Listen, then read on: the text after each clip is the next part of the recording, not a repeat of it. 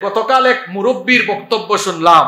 আওয়ামী লীগ তো আওয়ামী লীগের দুর্ন মাদ্রাসার দুশ্মন, জমাইতে দিয়েছে ওই মাদ্রাসার দুশ্মন হয়ে প্রথম হইতে আল্লাহ যদি এই ফেরাউন যদি এই হুকুমত কায়েম করে তাহলে দেওবন্দি আলোচনা জামাতের কোনো মাদ্রাসা থাকতো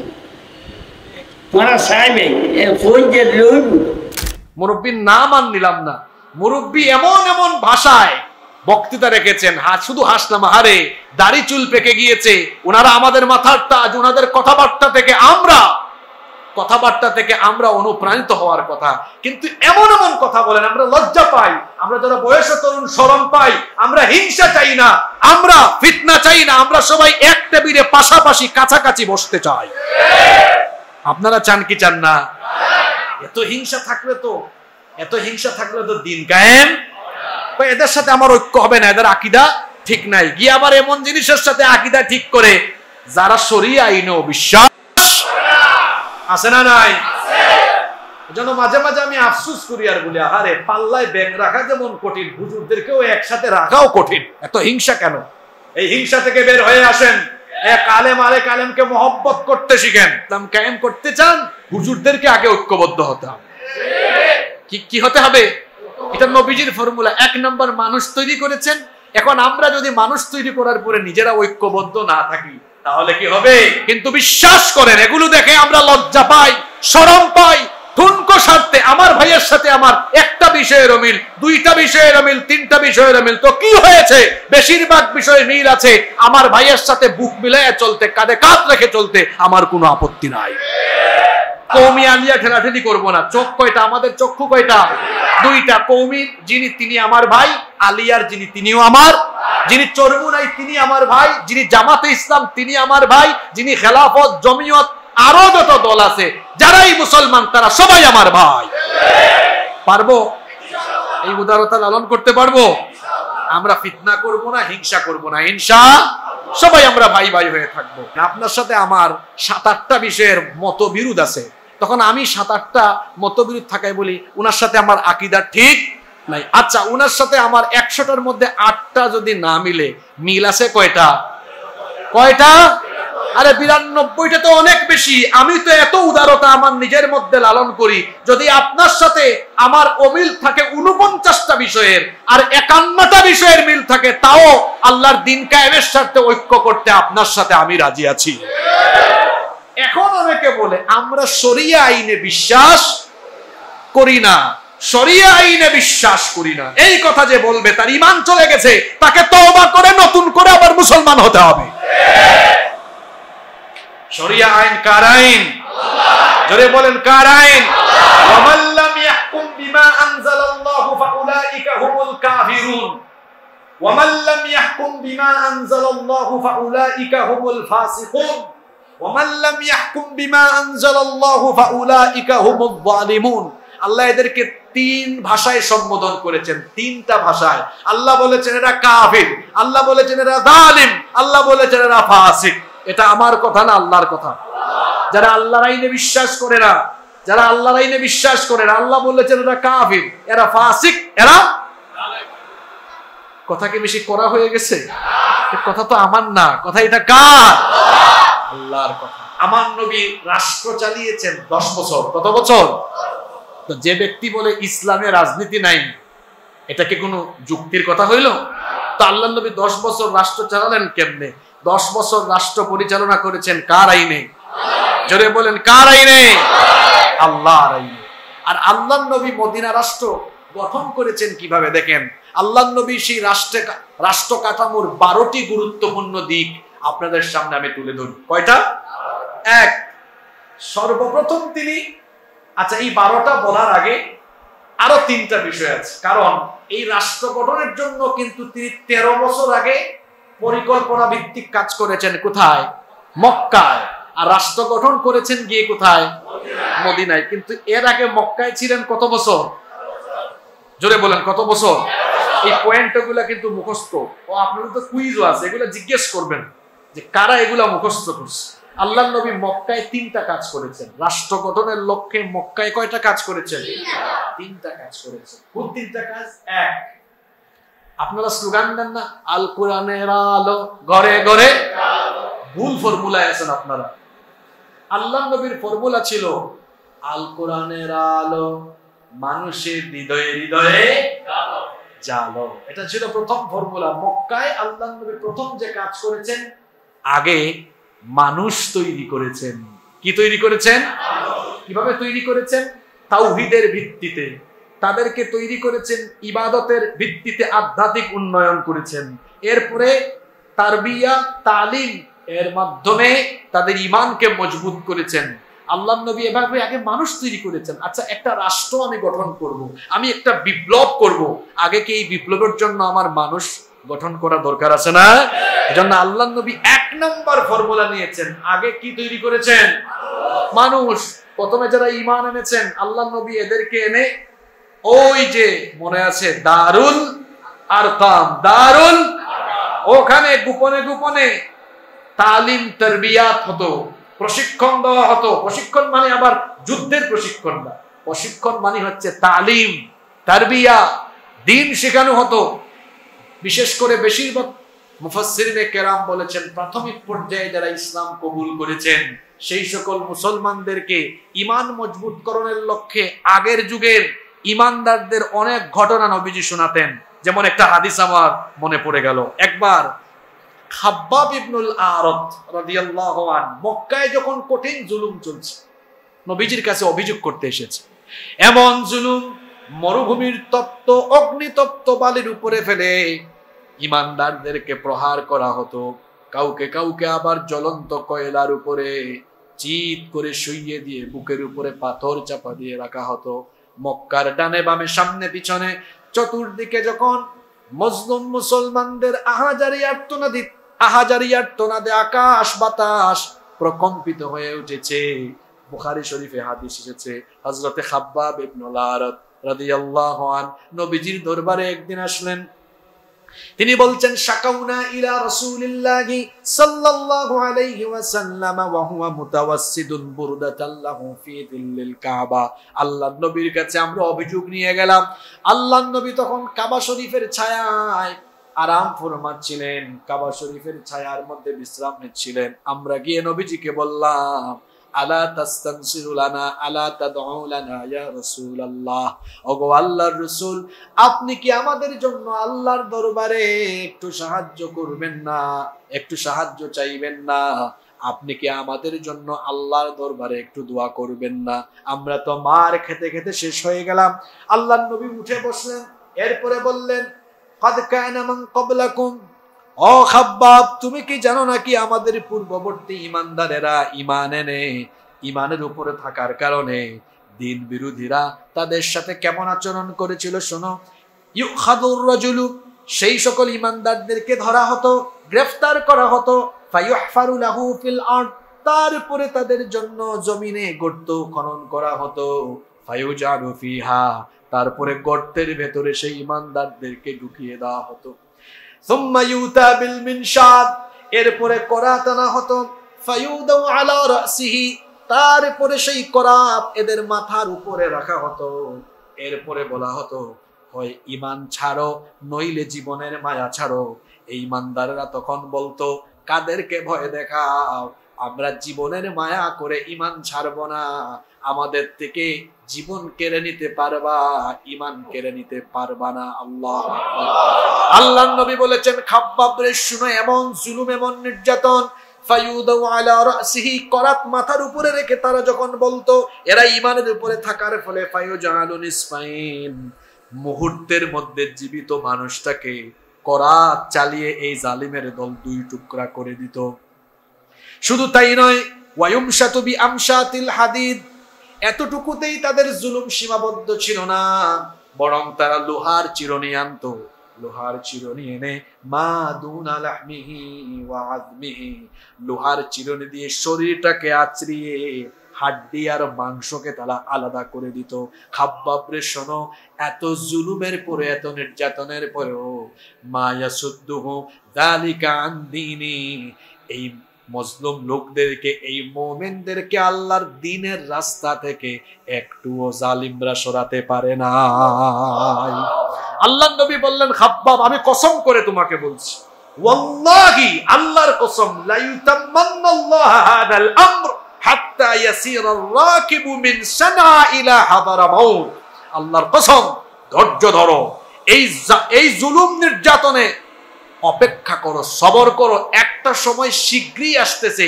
ইয়ামেনের রাজধানী সানা থেকে একটা সময় আসবে যখন সানা থেকে হাদারামাউত পর্যন্ত নারীরা নির্বিঘ্নে চলবে, কেউ ভয় পাবে না। অর্থাৎ এমন একটা সময় আসতেছে আল্লাহর দ্বীন কায়েম হবে। অন্ধকার রাত শেষ হলে যেমন ভোরের আলো উদ্ভাসিত হয়, গর্ভবতী নারীর প্রসব বেদনা বাড়লে যেমন সন্তান হওয়ার সম্ভাবনা বাড়ে, তেমনি জুলুম বাড়তে বাড়তে বাড়তে বাড়তে এক সময় এই মজলুমরা বিজয়ী হয়ে আল্লাহর দ্বীনের পতাকাকে উড়িয়ে দেয়। সুবহানাল্লাহ। এই বাংলাদেশে খুব শীঘ্রই আপনারা দেখবেন এই জুলুম, নির্যাতন, ষড়যন্ত্র, চক্রান্ত, অপবাদ সবকিছুর পরে এই বাংলাদেশে ইসলাম কায়েম হবেই হবে ইনশাআল্লাহ। আপনাদের বিশ্বাস হয়? তবে আগে মানুষ তৈরি করতে হবে। কি তৈরি করতে হবে? এটা কার ফর্মুলা? না, এটা রাসূলের ফর্মুলা। কার ফর্মুলা? আগে কিছু উন্মাদ, কিছু দিন পাগল, উন্মাদ দিন পাগল বানিয়েছেন, যারা রক্ত জীবন সব দিয়ে দিবে আল্লাহর দ্বীনের জন্য। এই মসজিদে আমরা যারা বসেছি, আমরাও যখন দিন পাগল, আল্লাহ পাগল, রাসূল পাগল হব, আর এই পাগলামিতেই যখন থাকবো যে আমরা আল্লাহর আইন ছাড়া কারো আইন চাই না, দেখবেন পার্লামেন্ট পর্যন্ত ইসলামের পতাকা উড়ে যাবে। কি তৈরি করতে হয়? মানুষ তৈরি করতে হয়। খালি মিছিল দিলে হবে না, man to man, man to man, individually দাওয়াত পৌঁছায় দিতে হবে। আর স্লোগান মারতে হবে এখন থেকে, আল কোরআনের আলো। কি বলছেন? হ্যাঁ, আল কোরআনের আলো মানুষের হৃদয়ে হৃদয়ে জ্বালায় দিব আমরা ইনশাআল্লাহ। তাহলে নবীজি ইসলামী রাষ্ট্র গঠনের জন্য মক্কায় করছেন কয় কাজ? আর মদিনায় করছেন 12টা। মক্কায় করছেন কয়টা? মক্কায় 1 নম্বরে কি করেছেন? মানুষ তৈরি করেছেন। 2 নম্বরে মুসলিম কমিউনিটিকে একটা ভ্রাতৃত্বের বন্ধনে নিয়ে আসছেন, যে শোনো, জাহিলি যুগে তো এক গোষ্ঠী আরেক গোষ্ঠীর সাথে মারামারি করতাম, এরা রক্তপাত করত, মানে গোত্রভিত্তিক মারামারি। ধরেন আমি আর আপনি এক বংশের, আপনার গায়ে হাত দিলে কে মারছে মারো, এই সবকিছু ভুলে যাও। এখন এমন হবে যে ইনি এক বংশের, ইনি এক বংশের, 2 বংশের শত্রুতা আছে, কিন্তু উনারও ঈমান আছে, উনারও ঈমান আছে, শত্রুতা নাই, 2 জন ভাই ভাই হয়ে যাও। সুবহানাল্লাহ। আল্লাহর নবী ঐক্যের একটা মজবুত বন্ধন তৈরি করে দিলেন। আমি বলছিলাম না আজকের আলোচনায় বর্তমান যুগের প্রয়োজনীয় কথা আসবে। আল্লাহর রাসূলের ফর্মুলায় আসেন। আল্লাহর রাসূলের মক্কার ফর্মুলা কয়টা? জোরে বলেন কয়টা? এগুলো মুখস্থ করে ফেলেন। 1 নাম্বার কি তৈরি করেছেন? 2 নাম্বার সবাইকে ঐক্যবদ্ধ করেছেন। কি করেছেন? 3 নাম্বারে আল্লাহর নবী কি করেছেন? নিজেদের শক্তি, অস্তিত্বের জানান দিয়েছেন। কিভাবে? কাবা শরীফে মিছিল বের করেছেন, জানেন না আপনারা? আর রাহিকুল মাকতুম পড়বেন, সিরাতের বইগুলো পড়বেন। যখন প্রকাশ্যে দাওয়াতের ঘোষণা এসেছে, প্রকাশ্যেই দাওয়াত হয়েছে, ওমর রাদিয়াল্লাহু আনহু কি বলে করেন? নরম না গরম? প্রথম দিন ইসলাম কবুল কইরা এসে বলে, ইয়া রাসূলুল্লাহ পারমিশন দেন। কিসের পারমিশন? মিছিল দিতাম। কিসের? অস্তিত্বের জানান দিয়েছেন। মক্কার পার্শ্ববর্তী অঞ্চল সমূহে দাওয়াত নিয়ে গিয়েছেন। হাজী সাহেবরা বিভিন্ন অঞ্চল থেকে এসেছেন, দাওয়াত দিয়েছেন। দেখেন রাষ্ট্র গঠনের ফর্মুলা কেমন। ঐক্যবদ্ধ হওয়ার পরে শক্তির জানান দিয়েছেন যে আমরা খুব শীঘ্রই একটা কিছু করতে যাচ্ছি, যার ফলে মদিনায় যে একটি রাষ্ট্র হচ্ছে, বা মুসলমানরা ঐক্যবদ্ধ হয়ে যে একটি জাতি গঠন, রাষ্ট্র গঠন করছে, এটা কয়েক বছর আগে থেকেই মক্কায় হাওয়া বাতাসে বুঝা গিয়েছে। হ্যাঁ, 13 বছর মার খেয়েছেন আর 3টা কাজ করেছেন। মক্কায় 13 বছর মার খেয়েছেন আর কয়টা কাজ করেছেন? জোরে বলেন কয়টা? মুখস্থ করেন এগুলা। কয়টা? 1 কি গঠন? মানুষ গঠন। 2 ঐক্যবদ্ধ করেছেন সবাইকে। আমরা ঐক্যবদ্ধ হয়ে যাব, পারবো? কওমি আলিয়া ঠেলাঠেলি করবো না। চোখ কয়টা? আমাদের চক্ষু কয়টা? 2টা। কওমি যিনি তিনি আমার ভাই, আলিয়ার যিনি তিনিও আমার, যিনি চরমুনাই তিনি আমার ভাই, যিনি জামাতে ইসলাম তিনি আমার ভাই, যিনি খেলাফত, জমিয়ত, আরো যত দল আছে যারাই মুসলমান তারা সবাই আমার ভাই। পারবো? এই উদারতা লালন করতে পারবো? আমরা ফিতনা করব না, হিংসা করব না, ইনশাআল্লাহ সবাই আমরা ভাই ভাই হয়ে থাকবো। 2 নম্বর ঐক্যবদ্ধ করেছেন। 3 নম্বর অস্তিত্বের। আচ্ছা বলেন তো, বাংলাদেশে এখন যদি সব আলেমরা ঐক্যবদ্ধ হয়ে অস্তিত্বের জানান দেয় যে আমরা কিন্তু এক টেবিলে বসে গিয়েছি, আমার তো মনে হয় এই ঘোষণা দেওয়ার 1 ঘন্টার মাথায় দেশের মানুষ বলবে আমরাও বাংলাদেশের দায়িত্ব আপনাদের হাতে তুলে দিয়েছি। কিন্তু এটা তো আমরা করতে পারছি না, নিজেদের হিংসায় নিজেরাই জ্বলে পুড়ে। আপনারা কি রাগ করছেন আমার কথা?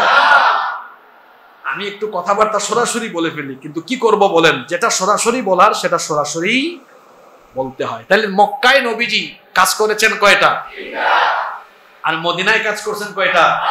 কষ্ট দিব না, আমি অল্প সময়ের মধ্যে শেষ করছি। মদিনায় কাজ করছেন 12। হিজরত করে আসলেন মদিনায়। এবার একটা রাষ্ট্র গঠনের জন্য মৌলিক 12টা কাজ করেছেন। 1 নাম্বার, মসজিদ ভিত্তিক সমাজ গঠন করেছেন। আল্লাহর নবী মদিনায় ঢুকেই সর্বপ্রথম কি বানিয়েছেন? আমার দেশে কিছু লোক আছে তারা যেখানেই যায় সেখানে খালি মাজার বানায়। আর কি নাম, আরে বাপ রে বাপ, আপনারা গুগল শরীফে সার্চ করবেন দেখবেন আজিব আজিব মাজারের নাম আসবে। খেতাশা, গেদাশা, বুদাইশা, ল্যাংটাশা, ওই মুন্সিগঞ্জে আসে দেখবেন। হায় হায় হায়, গত বছরের আগের বছর আমি রাজবাড়ির মানুষ আছেন এখানে, আছে না রাজবাড়ি? এখানে আছে না আপনার জামাই পাগল বাবার দরবার? আপনারা গুগলে সার্চ করেন পাবেন। আমি ভাবলাম হায় রে হায়, জামাই পাগল আছে না জানি বউ পাগল আছে কিনা। এই ছবি তুলে ফেসবুকে দেওয়ার 5 মিনিটের মাথায় মুন্সিগঞ্জ থেকে একজন কমেন্ট করছে, হুজুর আছে তো, আমাদের মুন্সিগঞ্জে আছে বউ মস্তানের মাজার। কি আজীব দেশে বাস করি, জামাই পাগলও আছে, বউ মস্তানও। ওই চট্টগ্রামে গেলে দেখবেন আছে বদনাশার মাজার, আছে ডাইল চাউল মিয়ার মাজার। কি আজিব আজিব নাম। মুসলমানরা যেখানে যায় সেখানে তারা মসজিদ বানায়। কি বানায়? মসজিদ বানায়। আল্লাহর নবী মদিনায় ঢুকেই বানালেন কি? হ্যাঁ, আল্লাহর নবীর মসজিদ আর আমাদের মসজিদের পার্থক্য কি? পার্থক্য হলো আমাদের মসজিদে কোন রকমে নামাজ শেষ তালা লাগাই দাও, আর আল্লাহর নবীর মসজিদ 24 ঘন্টা খোলা, আহলুস সুফফা থাকতেন। সেখানে শুধু নামাজই হতো না, নামাজের বাইরে সেখানে তিলাওয়াত হতো, হালাকা হতো, সেখানে দার্স হতো, এমনকি বিয়ে শাদীর অনুষ্ঠানও। এখন আমাদের বিয়ে শাদী মসজিদ থেকে আউট হয়ে গিয়েছে কনভেনশন সেন্টার আর বিভিন্ন এটা কি জানি বলে ক্লাবে গিয়েছে। যাওয়ার কারণে কি হয়েছে? সব অসভ্য কালচার ঢুকে গিয়েছে। আল্লাহর নবীর মসজিদে সালিশ হতো, বিচার হতো, আর আমাদের মসজিদে এখন অবস্থা এমন। হায় রে কমিটি, হায় রে কমিটি, হায় রে কমিটি। মসজিদের টয়লেট পর্যন্ত তালা দিয়া রাখে, যেন তার বাপ দাদার সম্পদ। বাংলাদেশে কোথাও সফর করবেন, আপনার একটু হাজতে যাওয়া দরকার, প্রস্তাব করা দরকার, একটু মসজিদ পেলে দাঁড়াবেন, দেখবেন চাবি মুতওয়াল্লির কাছে, সেক্রেটারির কাছে। হায় হায় হায়, এরকম আছে না নাই? কেন ভাই এটা কেন করেন? হ্যাঁ, মসজিদ ভিত্তিক এলাকা গড়ে তুলতে হবে। এই যে আপনি সৌদি আরব বা আরব দেশগুলোতে যাবেন, দেখবেন তারা মসজিদের সামনে হাদিকা বাগান করেছে। আপনারা অনেকে সফর করেন না, দুবাইয়ে, আরব আমিরাতে, কাতারে, সৌদিতে দেখবেন গেলে সেখানে মসজিদের সামনে হাদিকা আছে, খেলার মাঠ আছে, বাগান আছে, বাচ্চারা খেলতেছে। আর আমাদের মসজিদে যদি বাচ্চারা এসে আশেপাশে খেলাধুলা করে তো চাচাকেও দেখলো ধমকা, এরকম আছে না নাই? আমার একটা ছোট্ট মেয়ে আছে, আমি 3-4 দিন আগে সৌদি আরব থেকে আসলাম, তো এবার তাকেও নিয়ে গিয়েছিলাম মসজিদে হারামে, মসজিদে রাজিতে, আরো বাইরে কয়েকটা মসজিদে। সে বিস্কিট ফেলে, তারপরে বাচ্চাদের কাজা এটা সেটা ফেলে, কিন্তু আমি দেখলাম সে যত ফেলে, যে দেখে আরবরা আরো এসে আদর করে, আরো কিছু হাতে দিয়ে যায়। যত ফেলে তারা তত বেশি পরিষ্কার করে, ধমকায় না, তারা আদর করে বাচ্চাদেরকে। বাচ্চারা মসজিদে আসলে আদর করবেন, আদর পেলে ওই বাচ্চা মসজিদে আরো বেশি আসতে চাইবে। ও দুষ্টামি করবে, করুক না, কয়েক সপ্তাহ কয়েক মাস দুষ্টামি করার পরে দেখবেন এই ছেলেটা আরো কয়েক বছর পরে আর মুসল্লি কাতারে নাই, একদম এখানে চলে আসবে। ঠিক আছে না? বাচ্চাদেরকে আমরা আদর করবো, রাজি আছেন তো? মসজিদ ভিত্তিক সমাজ গঠন করতে হবে। এই যে আপনাদের এই মসজিদ আছে, এখানে শুধু নামাজ নয়, এই যে সিরাতুন নবীর আয়োজন হয়েছে, পাশাপাশি মাঝে মাঝে আপনারা বিভিন্ন ধরনের সমাজসেবামূলক কার্যক্রম সব এখানে। আপনাদের মসজিদে আসি কিনা জানি না, অনেক জায়গায় দেখছি মসজিদের দুনিয়াবি কথা বলা। কোথায় পেয়েছেন এটা? মসজিদেই তো দুনিয়াবি কথা বলবে, কারণ মসজিদ কি আখিরাতে ঢুকে গেছে না? মসজিদ আছে কোথায়? তা আপনাদের এখানে নাই, আলহামদুলিল্লাহ অনেক জায়গায় আছে। কয় দুনিয়াবি কথা বলা, তো কি কথা বলবে এখানে? দুনিয়ায় কেমনে ভালো পথে চলবে, এই কথাগুলো তো মসজিদ থেকেই বের হয়ে আসার কথা। আল্লাহর নবীর রাষ্ট্র গঠনের প্রথম দিকটা ছিল মসজিদ ভিত্তিক সমাজ গঠন করেছেন। 2, সবাইকে ভ্রাতৃত্বের বন্ধনে, উহুওয়াত ভ্রাতৃত্বের বন্ধনে আবদ্ধ করেছেন। যারা মদিনার সাহাবী তাদেরকে বলা হয় আনসার, যারা হিজরত করে মক্কা থেকে এসেছেন তাদেরকে বলা হয় মুহাজির। আহা, মুহাজিররা নিজেদের বাড়ি ঘর ভিটা মাটি জায়গা জমি ব্যবসা বাণিজ্য ফেলে চলে এসেছেন এখানে। তাদের এখন বাড়ি নাই, ঘর নাই, জায়গা নাই, জমি নাই। আনসাররা বলেছেন অসুবিধা কি ভাই, আমাদের বাড়িতে আপনারা থাকেন, আমাদের খাবার আপনারা খান। এমন কি যাদের একাধিক স্ত্রী ছিল, একাধিক স্ত্রী থাকলে তালাক দিয়ে সেই তালাকপ্রাপ্ত স্ত্রীকে তারা তাদের মুহাজির ভাইয়ের সাথে বিয়ের ব্যবস্থা করে দিয়েছেন। সুবহানাল্লাহ। এটা ছিল তাদের পারস্পরিক ভালোবাসা। আমরাও যদি শরিয়া ভিত্তিতে, আল্লাহর আইনের ভিত্তিতে একটি আলোকিত রাষ্ট্র দেখতে চাই, এইভাবে নিজেদের মধ্যে কি থাকতে হবে? সালামি দেয় না, উচিত ছিল সালাম দেওয়ার পরে ভাই আসেন আমার বাড়িতে আজকে খাবেন, আপনি দাওয়াত দেন, খাওয়াবেন। হ্যাঁ, এটা করা উচিত ছিল, যেভাবে আনসার মুহাজিররা করেছেন। আমরা দেখা যায় না, শুধু খুঁচাই খুঁচাই কথা বলি। এটা করা যাবে? আমার কথায় কি কষ্ট পাচ্ছেন? আলেম ওলামা যারা আছেন আপনাদের পায়ে ধরে যাচ্ছি, ঐক্য নষ্ট হয় আলেমদের মধ্যে, এমন কথা দয়া করে বলবেন না, এমন কোনো কথা বলবেন না। আপনারাও যারা ফেসবুক মুফতি আছেন, ফেসবুকে এমন কিছু লিখবেন না যাতে করে মুসলমানদের মধ্যে, যারা ইসলামকে ভালোবাসে তাদের মধ্যে দূরত্ব সৃষ্টি হয়। এমন কোনো কথা, কমেন্ট, কোনো কিছু আমরা করব না। রাজি আছেন সবাই? নাম্বার 3 নাম্বার, আল্লাহর নবী তার রাষ্ট্রের কাঠামোকে মজবুত করার জন্য বিভিন্ন গোত্রের সাথে বিভিন্ন রকমের চুক্তি করেছেন। তারপরে 4 নম্বর, মদিনা সনদ প্রণয়ন করেছেন, যার ভিত্তিতে রাষ্ট্রের নিরাপত্তা তিনি জোরদার করেছেন। 5 নম্বর, মদিনার রাষ্ট্রকে শক্তিশালী এবং মদিনার রাষ্ট্রের জানান দেওয়ার জন্য তিনি প্রায় 10টি দেশে হুদাইবিয়া সন্ধির পরে প্রায় 10 জন রাজা, বাদশা এবং শাসকের কাছে ইসলামের দাওয়াত পৌঁছে দিয়েছেন। তার মধ্যে রোম সম্রাট কায়সার, পারস্য সম্রাট কিসরা, হাবশার বাদশা নাজ্জাশী, ইস্কান্দারিয়ার শাসক মুকাউকিস, ইয়ামামার শাসক সুমামা বিন উসাল, শামের শাসক হারিস বিন আবি শামার গাসসানি, এদের কাছে তিনি চিঠি লিখে ইসলাম গ্রহণের দাওয়াত দিয়েছেন। সুবহানাল্লাহ। নাম্বার 6 নম্বর, একটা রাষ্ট্রের শক্তিশালী, সাহসী, দক্ষ সেনাবাহিনী থাকা দরকার। আল্লাহর নবী একটি শক্তিশালী সেনাবাহিনী গঠন করেছেন এবং মক্কা বিজয়ের সময় সেই বাহিনীর সদস্য সংখ্যা ছিল 10,000। সুবহানাল্লাহ। 7 নম্বর, এমন এক রাষ্ট্র গঠন করেছেন যেই রাষ্ট্রে তিনি বিচার করতেন, ফয়সালা করতেন কার আইনে? কষ্ট হয়ে যাচ্ছে আপনাদের, আমরা 5-7 মিনিটে শেষ করব। আল্লাহর নবী ন্যায় বিচার করতেন, ফয়সালা করতেন কার দেওয়া আইনে? আচ্ছা বলেন তো, আল্লাহর আইনে যেখানে বিচার হবে সেখানে কোনো জুলুম হবে না। একবার আল্লাহর নবীর আদালতে মাখজুমিয়া গোত্রের কুরাইশি একজন সম্ভ্রান্ত নারীকে আদালতে সুপর্দ করা হলো। সাহাবায়ে কেরাম পারস্পরিক এবার পরামর্শ করতে বসেছেন। এত নামি দামি বংশের মহিলা চুরির অপরাধে ধরা পড়েছেন। এখন যদি আল্লাহর নবী রায় দিতে গিয়ে কোরআন থেকে রায় দেন, হাত কাটার রায় দিয়ে দেন, এই মহিলার বংশের মান ইজ্জত নষ্ট হয়ে যাবে। ওই বংশের মান ইজ্জত কেমনে বাঁচানো যায়? এজন্য সাহাবীরা পরামর্শ করছেন আমাদের মধ্য থেকে কোনো একজনকে রাসূলের কাছে পাঠাই সুপারিশ করার জন্য, কিন্তু কে যাবেন কারো সাহস হয় না। অবশেষে সাহাবীরা উসামা ইবনে যায়েদ রাদিয়াল্লাহু আনহুকে বললেন, ভাই তুমি যাও, তোমাকে নবীজি মহব্বত করেন, ভালোবাসেন, তুমি গিয়ে নবীজির কাছে একটু সুপারিশ করো, বিচারের রায় যেন নবীজি একটু হালকা করে দিয়ে দেন। উসামা উসামা ইবনে যায়েদ রাদিয়াল্লাহু আনহু যখন নবীজির কাছে এই সুপারিশ নিয়ে গেলেন, এই কথা শোনার পরে আল্লাহর নবী সাহাবীদেরকে ডেকে বললেন, ও আমার সাহাবীরা, কেমন করে এই দুঃসাহস তোমরা দেখাতে পারলে? একটা বংশের মান ইজ্জত রক্ষার জন্য আল্লাহর দেওয়া রায় পরিবর্তন করার জন্য আমাকে সুপারিশ করলে। সাহাবীরা, কেমনে এটা করতে পারলে? শোনো, আজকে যদি আদালতের কাঠগড়ায় এই মহিলা না হয়ে আমার নিজের আদরের মেয়ে, কলিজার টুকরা মেয়ে ফাতেমা হতো, তাহলে আমি বিচার করতে গিয়ে একটু দয়া দেখাতাম না। আমি বিচারের রায় দিয়ে রায় কার্যকরের জন্য হাত কাটার দায়িত্ব আমি জল্লাদকেও দিতাম না, বরং রায় দেওয়ার পরে নিজেই দায়িত্ব নিয়ে আমার নিজের মেয়ের হাত আমি বাপ হয়ে নিজেই সবার সামনে কেটে ফেলে দিতাম। এই ন্যায় বিচার পাওয়া যায় কুরআনের শাসন থাকলে।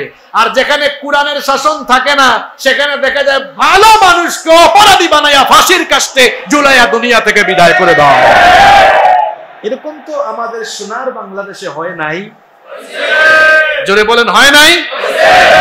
হুজুর তিনি কোনোদিন মিছিলে যান নাই, পিকেটিং করেন নাই। আমরা তো গত কয়েক বছর দেখেছি, বাস পুরাইছে এক গ্রুপ, মামলা খাইছে গাড়ি পুরা একজন, মামলা খায় অনেক। হুজুরের নামে গাড়ি পুরানো মামলা ছিল না?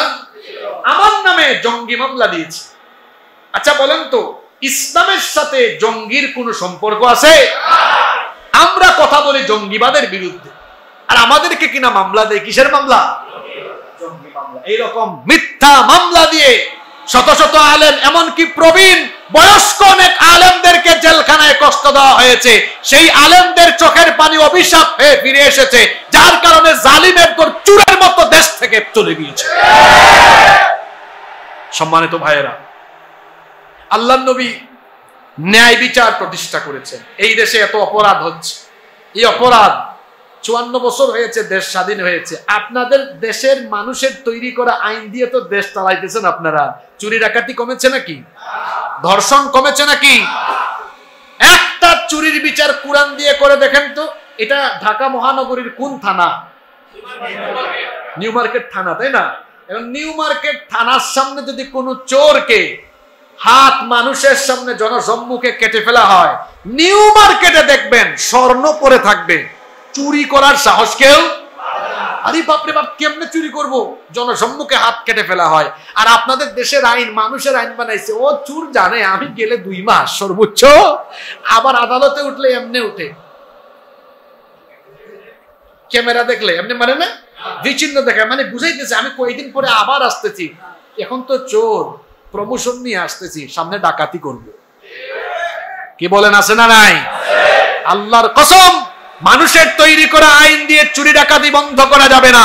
মানুষের তৈরি করা আইনকে বঙ্গোপসাগরে ফেলে দিয়ে আল্লাহর কুরআন দিয়ে বিচার করা আরম্ভ করেন, একজন চোর ডাকাত সমাজে থাকবে না। আল্লাহর নবীর রাষ্ট্র ছিল এমন, বিচার ফয়সালা হতো কার আইনে?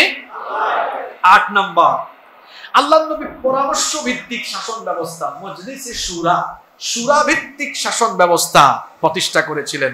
আল্লাহ তাআলা কোরআনে কারীমের 3 নম্বর সূরা, সূরা আলে ইমরানের 159 নম্বর আয়াতে বলছেন, ওয়াশাওিরহুম ফিল আমরি ফাইদা আযামতা ফাতাওয়াক্কাল আলাল্লাহ ইন্নাল্লাহা ইউহিব্বুল মুতাওয়াক্কিলিন। আর তুমি তাদের সঙ্গে পরামর্শ করে সিদ্ধান্ত গ্রহণ করো। আল্লাহ নবী পরামর্শ করে, সাহাবীদের সাথে পরামর্শ করে বিভিন্ন গুরুত্বপূর্ণ সিদ্ধান্ত নিতেন। নাম্বার 9, আল্লাহ নবীর মদিনার রাষ্ট্র কাঠামোর 9 নম্বর দিক ছিল, তিনি অর্থনৈতিক ভিত্তি মজবুত করেছিলেন। শোনেন, যত যাই বলেন ভাই, টাকা ছাড়া একটা দেশের অর্থনীতির ভিত্তি শক্ত হয়। আল্লাহ নবী তার রাষ্ট্রের কাঠামো মজবুত করে দিয়েছেন যাকাত ভিত্তিক অর্থ ব্যবস্থা চালু করে। জোরে বলেন তো কি ভিত্তিক? আপনারা আল্লাহ আইনের ভিত্তিতে এইরকম একটি রাষ্ট্র কাঠামো চান কি চান না? যে আওয়াজ দিলেন মনে হয় সবাই চান না, চান তো? আচ্ছা, আজকের পুরা ওয়াজ, পুরা আলোচনা মনে রাখতে পারলে রাখেন, না রাখতে পারলে নাই, কিন্তু এই পয়েন্টটা যেন মনে থাকে। মনে থাকবে? আর কালকে এখানে আলোচনা করেন, দোকানে দোকানে গলিতে গলিতে, যে এই পয়েন্টটা হুজুর বলছে আলোচনা করার জন্য, একদম সব জায়গায় আলোচনা করবেন। পারবেন তো? যাকাত ভিত্তিক অর্থনীতি কোনো রাষ্ট্রে থাকলে ওই রাষ্ট্রে কয়েক বছরে কোনো না খাওয়া গরিব অসহায় মানুষ আর থাকে না। আল্লাহ যাকাত দিয়েছেন গরিব দুঃখীদেরকে স্বাবলম্বী করে, গরিব দুঃখীদেরকে অসহায়দেরকে স্বাবলম্বী বানিয়ে বেকারত্ব দূর করে একটি আত্মনির্ভরশীল জাতি গঠন করবার জন্য। আপনাদেরকে উদাহরণ দেই যে রাষ্ট্রীয়ভাবে যাকাত কার্যকর হয়ে গেলে কিরকম ফলাফল আমরা পাবো। মনে করেন আমরা এই চারজন আমাদের বাৎসরিক যাকাত আসছে 2 লক্ষ টাকা, 4 জনের টাকা এক জায়গায় করে কত হইল? এখন এই 2 লক্ষ টাকা 800-500 করে দেই, সর্বমোট 400 মানুষকে দিতে পারবো। কয়শো মানুষকে? কিন্তু বলেন তো আমাদের 4 জনের এই যাকাতের টাকা 2 লক্ষ টাকা 400 মানুষকে 500-500 করে বন্টন করে দিলে এই লোকগুলা কি ধনী হয়ে যাবে? এক বেলা খাইতে পারবে, এরপরে গরিবই থাকবে। কিন্তু যদি এই 2 লক্ষ টাকা আমরা 2-3 জনকে দেই, একজন ভাই পরিবার চলে না, তারে ধরে এনে ভাই এনে একটা রিক্সা নাও, রিক্সা চালাইয়া খাইলো, তার পরিবার চলার মতো অবস্থা হইলো কি হইলো না? একজন বিধবা নারী, তাকে একটা সেলাই মেশিন কিনে দিলাম, আরেকজনের কিছু টাকা আছে, আরো কিছু টাকা হইলে বিদেশ যেতে পারবে, দিয়ে দিলাম ব্যবস্থা করে। তো 2 লক্ষ টাকা 400 জনকে দিলে লাভ নাকি 2 লক্ষ টাকা 2-3 জনকে দিলে ভালো? কারণ এই 2-3 জনের আগামীতে যাকাত খাবে না। এবার আসেন, আমরা তো 4 জনের কথা বললাম, যদি এই দেশে আল্লাহর দ্বীন প্রতিষ্ঠা হয়, আল্লাহ যেন করে দেন, বলেন আমিন, তাহলে একটা মন্ত্রণালয় থাকবে। এই মন্ত্রণালয়ের নাম হলো যাকাত মন্ত্রণালয়। কি মন্ত্রণালয়? এই যাকাত মন্ত্রণালয়ের অধীনে সকল মুসলমানদের যাকাত কালেকশন হবে, মানে যাদের উপর যাকাত ফরজ শুধু তাদের। সরকারের কাছে সবার সম্পদের হিসাব থাকবে। বছর শেষে প্রত্যেকের বাড়িতে চিঠি চলে যাবে, এই বছর আপনার উপর এত টাকা যাকাত আসছে, আমাদের সংশ্লিষ্ট অফিসে বা অমুক জায়গায় নিয়ে যাকাত দেন। এখন সারা দেশের সব যাকাতের টাকা এক মিনিস্ট্রিতে, এক মন্ত্রণালয়ে এসে জমা পড়লো। মনে করেন, একটা ছোট্ট হিসাব দিয়ে বোঝানোর জন্য বলছি, এই বছর সরকার সারা দেশ থেকে 2025-26 অর্থ বছরে কালেকশন করলো 1,40,000 কোটি টাকা। এটা কিন্তু অল্প টাকা, 2-3টা বিভাগ দিয়েই হয়ে যাবে, কিন্তু ছোট্ট হিসাব নিলাম বোঝানোর জন্য। 1,40,000 কোটি টাকা, মানে সহজ কথায় 140,000 কোটি টাকা। এখন সরকার এরপরে কি করলো? বাংলাদেশের 70 লক্ষ বেকার যুবক, কত লক্ষ? এদেরকে ঢাকায় নিয়ে আসলো, এক জায়গায় করলো, আর প্রত্যেকের হাতে 2 লাখ টাকার চেক দিল। কত টাকা? আচ্ছা, 70 লক্ষকে 2 লক্ষ করে দিলে মোট কত হয়? 140,000 কোটি টাকা। তারপরে বলল, শোনো তোমরা তো বেকার, যাও এটা দিয়ে কেউ হালের বলদ কিনো, দিনাজপুর বাড়ির বলদ কিনে চাষাবাদ করো, যাও কেউ কুটির শিল্প করো, হাঁসের খামার করো, মুরগির খামার করো, রিক্সা চালাও, ভ্যান চালাও, টঙের দোকান দাও, মানে যারে যেটা দেওয়া যায়। এরপরে সরকার বললেন, তোমারে যেটা দিয়েছি তুমি এটা দিয়ে কর্মসংস্থান করছো কিনা প্রতিটা উপজেলায় আমার অডিট অফিসার গিয়ে আবার অডিট করবে। এই ফর্মুলায় দেখেন তো যাকাতের টাকা সারা দেশ থেকে উত্তোলন করে 1 বছরে কত লক্ষ যুবকের কর্মসংস্থান করা গেল? জোরে বলেন, কত লক্ষ? এখন 1 বছরে যদি 70 লক্ষ হয়, তাহলে আপনারা আমাকে বলেন তো 10 বছর যদি এভাবে চলতে থাকে, 10 বছর পরে বাংলাদেশে কি একজন গরিবও থাকবে নাকি? 71 সালে দেশ স্বাধীন হওয়ার পর থেকে আজকে 2025, 54টা বছর ধরে রাজনীতির নামে মানুষের সামনে বক্তৃতা দেয় বিভিন্ন জন, বলে আমরা ক্ষমতায় গেলে দারিদ্রতা মুক্ত, ক্ষুধা মুক্ত বাংলাদেশ বানাবো, কারো ক্ষুধা থাকবে না। ক্ষমতায় যাওয়ার পর দেখা যায় 5-10 বছরে তার নিজের পেটের ক্ষুধাই মরে না। মানুষের পেটের ক্ষুধা কখন মিটাবে? এইভাবে 54টি বছর ধরে ক্ষুধা মুক্ত, দারিদ্রতা মুক্ত বাংলাদেশ বানানোর কথা বলে এরা দিনের পর দিন প্রতারণা করেছে। এই জন্য আমরা এখন বলছি, সবকিছু দেখে ফেলেছেন আপনারা, সব দেখা শেষ। এখন একবার আল কোরআনের শাসন নিয়ে দেখেন, আর যাকাত ভিত্তিক অর্থনীতি প্রতিষ্ঠা করে দেখেন। আমি চ্যালেঞ্জ দিয়ে আজকে এই মসজিদ থেকে বলে গেলাম, আপনারা 54 বছর রাজনীতি করে এই দেশের গরিব মানুষের গরিবী হালত দূর করতে পারেন নাই। আলেমদের হাতে যাকাত মন্ত্রণালয়ের দায়িত্ব কিংবা পুরা দেশের দায়িত্ব দিয়ে দেখেন, 10 বছরে বাংলাদেশের দারিদ্রকে আমরা দূর করে দিব। এটা মুখের ফাঁকা বুলি দিয়ে যায় নাই, এটা হলো গবেষণালব্ধ কথা।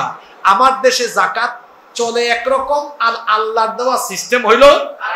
আমার দেশের সিস্টেম হলো মার্কেটে সাইনবোর্ড টানানো আছে, এখানে জাকাতের শাড়ি লুঙ্গি পাওয়া যায়, মানে বাজারের সবচেয়ে ফালতু শাড়ি আর লুঙ্গি এখানে আছে। জাকাতের নামে শাড়ি লুঙ্গি দেওয়া যায়, কোথায় পেয়েছেন এটা আপনি? জাকাত 8 খাতে দিতে হয়। কয় খাতে? কোথাও কি আছে শাড়ি কিনে দাও, লুঙ্গি কিনে দাও?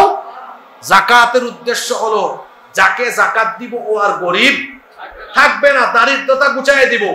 আর আমার দেশে মানুষ জাকাত না বুঝার জন্য দায়ী হলাম আমরা, কারণ আমরা মানুষকে এই কনসেপ্টটা ক্লিয়ার করতে পারি নাই। আমরা মানুষকে উপদেশ দিই, ভাই নামাজটা ঠিক মতো করো, অথচ আল্লাহ কোরআনে যেখানে নামাজের কথা বলেছেন সেখানে রোজার কথা না, সেখানে জাকাতের কথা। আল্লাহ নবী তার মদিনার রাষ্ট্রের ভিত্তিকে মজবুত করেছেন জাকাত ভিত্তিক অর্থনীতি প্রতিষ্ঠার মাধ্যমে। কষ্ট হয়ে যাচ্ছে আপনাদের, তাই না? আমরাও শেষ পর্যায়ে চলে আসছি। কয়টা বললাম? 8, 9টা, 10। সংখ্যালঘুদের অধিকার মানে অমুসলিমদের অধিকার প্রতিষ্ঠা করেছেন। নবীজি বলেছেন, আমার রাষ্ট্রে, মদিনার রাষ্ট্রে অমুসলিমদের কোন উপাস্যকে গালি দেওয়া, কারো ধর্মীয় উপাসনালয়ে হামলা চালানো, যে সংখ্যালঘুদের উপরে জুলুম করবে, নবীজি বলেছেন কিয়ামতে আমি তার বিরুদ্ধে দাঁড়িয়ে যাব। আল্লাহু আকবার। এই বক্তব্য ইউটিউবে যারা পরবর্তীতে শুনবেন, আমাদের হিন্দু, বৌদ্ধ, খ্রিস্টান বা সংখ্যালঘু ভাই বোনেরা, আপনাদেরকে বলি, বিভিন্ন সময় এই দেশের মুসলমান নামধারী কিছু লোকেরা তাদের নিজেদের সাথে ইসলামের বিরুদ্ধে বদনাম ছড়ায়। যে মৌলবাদীরা আমাদেরকে কি বলে, তারা নিজেরা আমাদেরকে মৌলবাদী বানিয়ে তারা নিজেরা আগাবাদী হয়ে বসে আছে। তারা কি বাদী? আমরা মৌলবাদী শুনলে আমরা কিন্তু মন খারাপ করি না, তার কারণ হলো মৌলবাদী শব্দের অর্থ হলো মূলবাদী। তো আমরা তো মূলবাদী, আমরা কোরআন, হাদিস, আল্লাহ, রাসূল সবই মানি।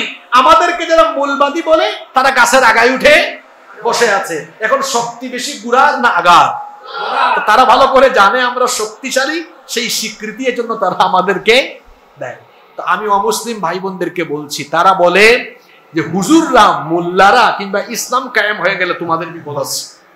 আমরা আমাদের অমুসলিম ভাই বোনদেরকে বলবো, এই সব অপপ্রচার আপনারা বিশ্বাস করবেন না। কারণ হলো যদি এই দেশে ইসলাম কায়েম হয়ে যায়, আল্লাহ যেন করে দেন, বলেন আমিন, সবচেয়ে বেশি নিরাপদে আপনারা থাকবেন অমুসলিমরা। কারণ হলো মায়ের কোলে শিশু যেমন নিরাপদ, তেমনি ইসলামী রাষ্ট্রে মুসলমানদের কাছে মুসলিমরাও তেমন নিরাপদ। আপনারা আপনাদের ধর্ম পালন করবেন, নিজেদের মতো চলবেন, নাগরিক সুবিধা পাবেন, আপনাদেরকে কেউ কিছু বলার কোনো সাহস পাবে। কারণ আল্লাহ তো কোরআনেই বলেছেন, লাকুম দীনুকুম। আমাদের দেশে রাবেয়া রাসূল ছিলেন, উনি একবার পার্লামেন্টে বলেছিলেন, লাকুম দীনুকুম ওয়ালিয়া দিন, ধর্ম যার যার উৎসব সমান। কি তাফসীর চিন্তা করেছেন? লাকুম দীনুকুম ওয়ালিয়া দিন মানে কি? তোমার ধর্ম তোমার, আমার দিন আপনাদের ধর্ম আপনারা পালন করবেন, এতে কোনো আপত্তি। নাম্বার 11 নাম্বার, আল্লাহ নবী যুদ্ধনীতি এবং আন্তর্জাতিক সম্পর্ক স্থাপন করেছেন যাতে করে রাষ্ট্রের ভিত্তি আরো মজবুত হয়। যুদ্ধনীতি তো আগে বলেই ফেলেছি, এই জন্য এই পয়েন্ট আমি বলবো না। সর্বশেষ একেবারে গুরুত্বপূর্ণ পয়েন্টটা আজকে আমি লাস্টে রেখেছি। আল্লাহ নবী তার রাষ্ট্রে, যেটা আমাদের দেশেও বলা হয়, বিশেষ করে মিডিয়ায় বলে যে ইসলাম কায়েম হয়ে গেলে নারীদের কি হবে, নারীদের কি হবে। তা নারীদেরকে মনে হয় বুরখার ভিতরে ঢুকাই দিবে বা নারীরা বন্দী হয়ে যাবে, তারা বুরখাকে দেখতে পারে না। তা আমি এটাকে এইভাবে বলি, শেয়াল, একটা ঘটনা আমার মনে পড়ছে, বলবো। একবার এক শেয়াল মুরগির খামারের চারপাশে এসে মুরগিদেরকে বলতেছে, আরে তোদেরকে দেখে আমার বড় মায়া হয়। তো মুরগি বলতেছে, মামু আপনারা তো দয়া মায়া কেন আমাদের জন্য? দেখোস না আমি কত স্বাধীন, আমি ঘুরে বেড়াই, আর তোদের মালিক এত খারাপ, তোদেরকে নেটের ভিতরে এখানে বন্দি করে রেখেছে, তোদের জন্য খুব মায়া লাগে আমার। তখন কয়েকটা মুরগি বলে, মামু আপনার কথা ভালো, কিন্তু মতলব আমাদের মালিক যদি আপনার মতো আমাদেরকে স্বাধীনভাবে ছেড়ে দিত, আপনি কি আর আমাদের সাথে কথা বলতেন? এতক্ষণে খাইয়া সাবার করে ফেলতেন। শেয়াল যেমন মুরগির স্বাধীনতা চায়, তেমনি লুচ্চা আর বদমাশরা নারী স্বাধীনতার নামে নারীদেরকে উলঙ্গ করে চোখের সামনে রাখতে চায়। এরা নারী অধিকারের নামে নারীর ইজ্জত লুণ্ঠন করতে যেন, দেখেন না নারীকে পণ্য বানিয়েছে, 5 স্টার হোটেলে রিসিপশনে বসিয়েছে, কল সেন্টারে কল করবেন, হেল্পলাইনে কল রিসিভ করে বেশিরভাগ কারা? নারীকে তারা পণ্য বানিয়েছে। ইসলাম প্রতিষ্ঠা হলে নারীর মর্যাদা বাড়বে। কেউ নারীকে ধর্ষণ করার সুযোগ পাবে না, বেইজ্জত করার সুযোগ পাবে না। বাংলাদেশ স্বাধীন হয়েছে 54 বছর। কত বছর? দেখি তো আপনারা দেশ নিয়ে কেমন পড়াশোনা করেন বলেন দেখি। এই 54 বছরের মধ্যে দেশ পুরুষ চালাইছে বেশি না মহিলা চালাইছে বেশি? একটু হিসাব নিকাশ করে বলেন তো, মহিলা চালাইছে কত বছর? আপনাদের কাছে হিসাব নাই না? আমার কাছে আছে 30 বছর। 30 আমি কারো নাম নিলাম না। দুই বেটি কি করছে দেখেন, একজন 2 টার্মে 10 বছর, একজন 2 টার্মে, আরেকজন 2 টার্মে মাশাআল্লাহ 20 বছর।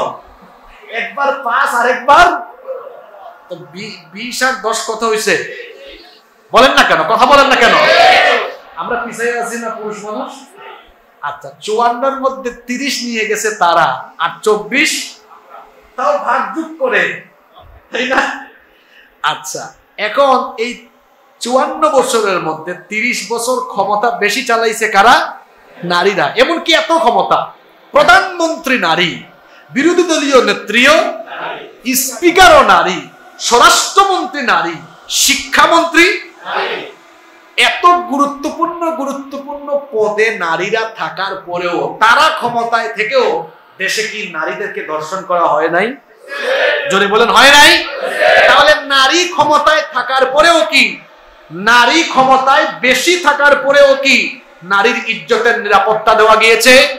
আল্লাহর কসম, আল্লাহর আইন প্রতিষ্ঠা ব্যতীত নারীর ইজ্জত সম্ভ্রমের নিরাপত্তা দেওয়া সম্ভব? নারী ক্ষমতায়, নারীকে ধর্ষণ করা হয়েছে। আর সবচেয়ে বড় অবাক লাগে কি জানেন? ধর্ষণ করে ধর্ষিতা বোন কবরে চলে গিয়েছে, আর ধর্ষক মাসের পর মাস এখনো বিচারের নামে জীবিত আছে। কি আছে? এজন্য আমার কথাও বড় কঠিন, খুব তিতা কথা এটা। আমি এজন্য আমার ভাষায় বলি, যে আইন থাকার ফলে আমার ধর্ষিতা বোন কবরে চলে যায় আর ধর্ষক বুক ফুলিয়ে আদালতে এসে হাজির হয়, মাসের পর মাস বেঁচে থাকে, এই আইনের মুখে আমি লাথি মারি, এই আইনের মুখে আমি লাথি মারি, থুতু মারি। এটা কোন আইন যে আমার ধর্ষিতা বোন কবরে আর ধর্ষক বেঁচে থাকে? এই আইনের মুখে আমি থুতু নিক্ষেপ করি। যদি আল্লাহর কোরআনের আইন থাকতো তাহলে ধর্ষক এতদিন বেঁচে থাকতে পারতো না। ধর্ষণের শাস্তি ইসলামে হলো কি? মৃত্যুদণ্ড। ইসলামের শাস্তি হলো। এজন্য 54 বছর স্বাধীন বাংলাদেশে 30 বছর নারীরা ক্ষমতায় থেকেও নারীর ইজ্জত সম্ভ্রমের নিরাপত্তা দেওয়া যায় নাই। এজন্য আমি জেন জি, যুবক তরুণ এবং আপামর মানুষকে বলতে চাই, সব দেখে ফেলেছি আমরা। এখন আমরা 54 বছর পরে নারীর ইজ্জত সতীত্ব রক্ষার জন্য কলেজ বিশ্ববিদ্যালয়ের ক্যাম্পাসে আমাদের বোনদের ইজ্জত আবরুর হেফাজতের জন্য, দেশের নারীদের নিরাপত্তার জন্য মানুষের তৈরি করা আইনকে বঙ্গোপসাগরে ফেলে দিয়ে আমরা আল্লাহর কোরআনের শাসন এখন দেখতে চাই। আপনারা চান তো? তাহলে আল্লাহর নবীর রাষ্ট্র কাঠামোর কয়টা দিক বলেছি? আজকে টোটাল পয়েন্ট বলেছি 25টা। কয়টা? সমন্বিতির কয়টা দিক বলেছি? 10টা। আল্লাহর নবীর রাষ্ট্র কাঠামোর মক্কার পদক্ষেপ ছিল কয়টা? আর মদিনায় 12টা। মনে থাকবে তো? আল্লাহ এই কথাগুলো উপলব্ধি করে আমাদের জীবনে এগুলো অ্যাপ্লাই করার তৌফিক দান করেন। কেউ উঠবেন না, আপনাদের তো এখানে সেশন আছে, তাই না? এরপরে মোনাজাত হবে ইনশাআল্লাহ। মোনাজাত হবে, মোনাজাতের আগে আমি আপনাদের কিছু প্রশ্ন করছি, সবাই ধৈর্য ধারণ করে বসিব।